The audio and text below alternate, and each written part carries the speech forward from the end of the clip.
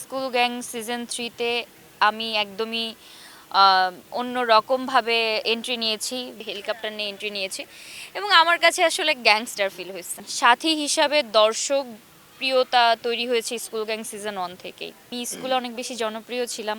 School gang তো সবাই দেখছে, স্কুল গ্যাং অলরেডি জনপ্রিয় হয়ে গেছে এবং এটা সিজন 3।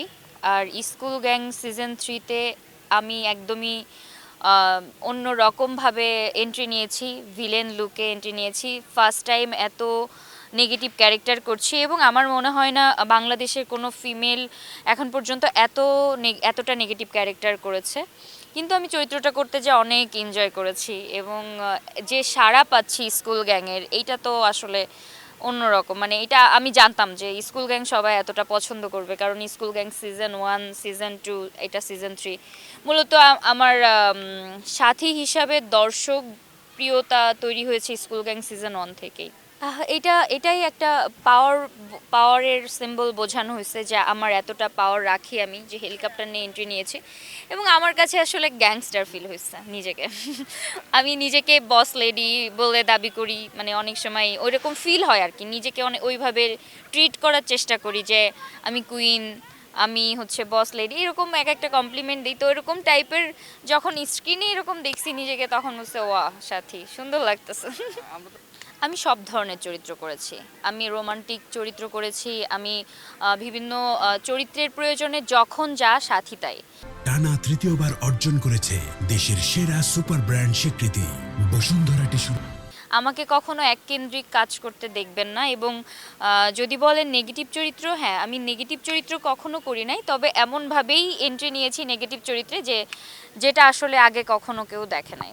আমার ক্ষেত্রে যেটা হয়েছে, আমার তো প্রথম 6 মাস বলছিল যে তুমি অভিনয়টা প্রপার শিখবা, তারপরে তোমার যদি মনে হয় তুমি বাইরে কাজ করবা করবা, কিন্তু আমিই করি নাই। কারণ আমার কাছে মনে হয়েছে যে আমি প্রপার নিজেকে হচ্ছে তৈরি করব, আমার স্কিল ডেভেলপ করব। আমার কাছে যখন মনে হবে যে আমি যে কোনো পরিচালক বা যে কোনো সেটে গেলে নিজের সম্মানটা রেখে আসতে পারবো, পারফরমেন্সের জায়গা থেকে তাদের সম্মানটা রেখে আসতে পারবো একজন আর্টিস্ট হিসাবে, যেন আমি কখনো কোনো সেটে যে কাউকে ডিসঅ্যাপয়েন্টেড করে না আসি আমার পারফরমেন্সের দ্বারা, অতটুকু তৈরি হয়ে তারপর আমি বাইরে কাজ করার চিন্তা করেছি। আমাকে কখনো বাধ্যবাধকতায় রেখে দেওয়া হয় নাই যে তুমি কাজ করতে পারবা না বাইরে। তবে হ্যাঁ, একটা বিষয় আছে, সেটা হচ্ছে প্রাঙ্কিংয়ের যদি কোনো জুটি থাকে, ওই জুটির সাথে বাইরে কাজ করা যায় না। আর আমার মনে হয় যে যেহেতু একটা প্রতিষ্ঠান কষ্ট করছে, একদমই নতুন, যেরকম আমি সাথী একদমই নতুন, একদম শূন্য একটা ফেস ভ্যালু নিয়ে আসছি, সেখান থেকে একটা প্ল্যাটফর্মের মাধ্যমে জার্নি হতে হতে আমার সাথে তারাও বড় হয়েছে, প্ল্যাটফর্মও বড় হয়েছে, এখন আমাকে অনেক মানুষ চিনতেছে। সো এখন যেটা হচ্ছে যে দেখো, ধরেন প্ল্যাটফর্মে নতুন কেউ আসলো, এখন তো প্ল্যাটফর্মটা এসেই পেয়ে যাচ্ছে। সো এসেই যদি 2 দিনেই বাইরে চলে যায়, তাহলে একটা নতুন আর্টিস্টকে কষ্ট করে একটা প্ল্যাটফর্ম কেন উঠাবে? তো সেই ক্ষেত্রে তাদের এই সিদ্ধান্ত আমার মনে হয় ঠিকই আছে।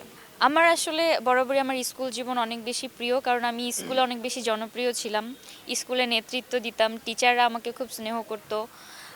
তো সব কিছু মিলে এইখানে যখন আসছি, স্কুলের টোটাল পরিবেশটাই এমন, বাচ্চারা সকাল থেকে আমাকে এমনভাবেই আগলে রেখেছে যে আমার কাছে মনে হচ্ছে আমি সেই স্কুল জীবনে ফিরে গেছি। এবং আমি গতকালও আরও মজা করছি, আপনারা তো গতকাল আসেন নাই, দেখেন না, আমি ওদের সাথে ব্যাডমিন্টন খেলেছি, আমি ছেলেদের সাথে ক্রিকেট খেলেছি। আমি যখন মানে একটু গ্যাপ পেয়েছি, আজকে তো এত ব্যস্ততা ছিল শ্যুটের, আপনারা এসে অনেকক্ষণ আমাদেরকে পান নাই। তো আজকে ওরকম মজা করা হয়নি, কালকে অনেক মজা করেছি।